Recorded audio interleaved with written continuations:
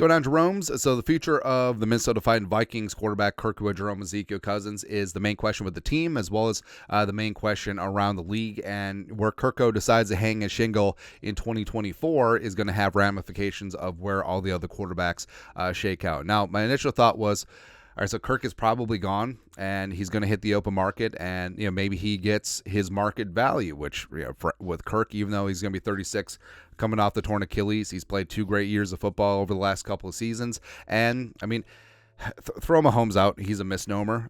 But if Deshaun Watson is worth 46 a year, if Kyler is worth 46.1, if Russ is worth 49, if Jalen Hurts is worth 51, Kirk is worth at least 45.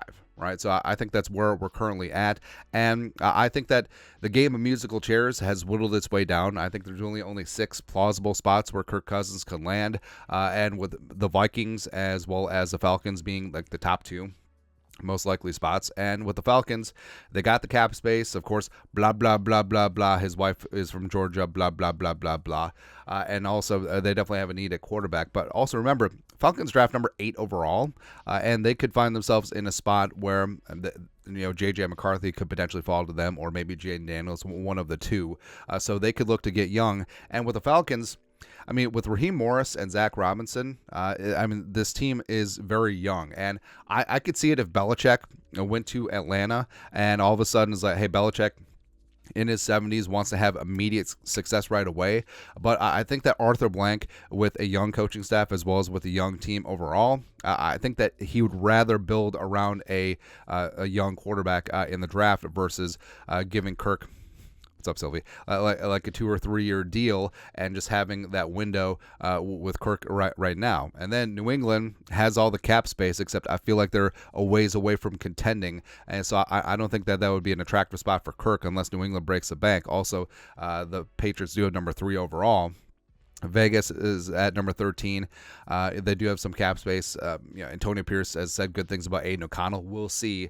Pittsburgh is a plausible spot, but they need to do some work at clearing up some cap space.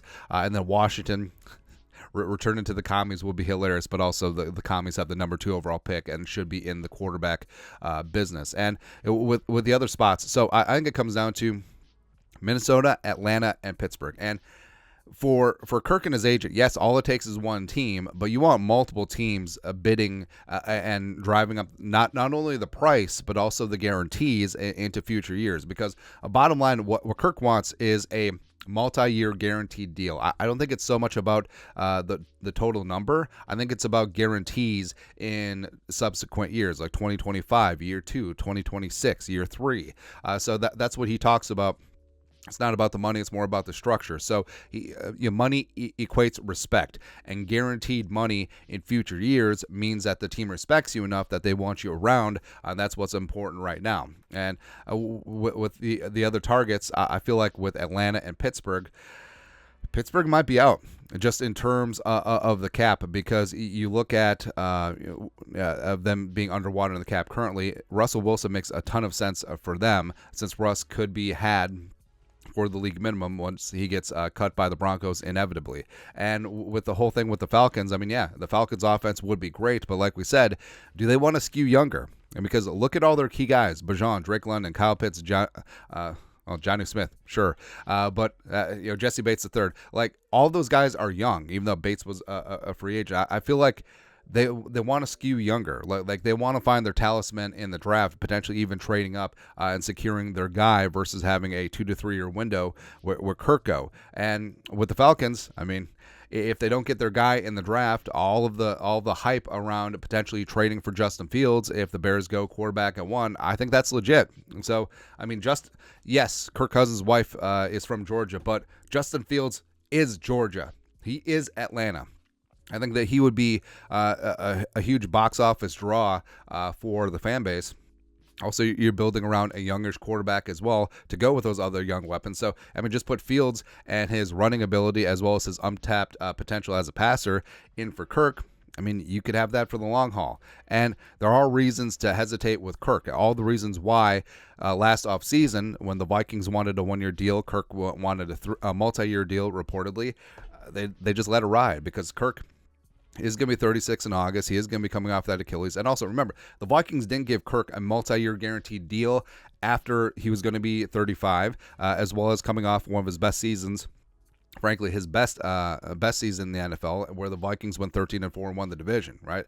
And the main concern is age fall off. Now, Kirk takes great care of his body and has done very well in these last couple of years, as he's going to be into his mid to late 30s. But you don't want that fall off. Like, you don't want to be carrying the bag of heavy guarantees in the future where you either have to ride it out with him or you have to cut him and then you have dead cap. You don't want that, because basically Russell Wilson ruined things for Kirk Cousins. The whole spiel of his 5-year $250 million deal, where they're on the hook for $37 million this year and potentially 39 this year, potentially 37 next year. It's ridiculous, man. And I think that teams will see other options, whether it's Baker Mayfield from the Buccaneers, whether it's, I don't know, if you want an economical solution, Tannehill, sure, or Gardner Minshew potentially. I think that there's going to be other options that are much cheaper and younger. And looking at this draft, I mean, it's one of the deeper quarterback classes in NFL history. Plus, like we said, the teams that could be in on Kirk: Atlanta has 8, New England has 3, Vegas has 13, Washington has number 2 overall. So they could go a different route. So I just don't see them overpaying Kirk, both in terms of average per season as well as guarantees in future years. So I think it's very plausible that Kirk Cousins is back after checking out the market on a cheap 1-year deal. Maybe it's a 2-year deal with basically a team option for year 2. I could see that. I think that there's a reason why the Vikings, they're not scrambling right now. Like they're not scrambling to overpay Kirk, either in total or average or in terms of guaranteed seasons. I think they want him to see the market, because I think that they see the same thing that we do, where the musical chairs is starting to wind down, and there's not going to be many seats. And if Russ gets cut and signs with the Steelers, and then Atlanta trades for Justin Fields, and all of a sudden New England and Washington are in on quarterbacks in the draft, that's it. I mean, that's it. Other than maybe Vegas, and they might not even be interested. So, the Vikings, I could see them waiting it out. I could see them getting Kirk back on a very economical rate, as well as exactly what they want. A 1-year deal. They don't want heavy guarantees in 2025, 2026. They could still find a quarterback in the draft, and I think that's exactly what they want. And I think that it's a very plausible scenario, and I think it's a very high potential of happening. And then Kirk could be like, hey, I came back on a 1-year $35 million deal because of the hometown discount, because I want to win here. Baloney. That's the market is the market. But we'll see what happens, man. Anyways, your thoughts are thoughts. Let us know in the comment section below. You guys know what to do. Skull production value.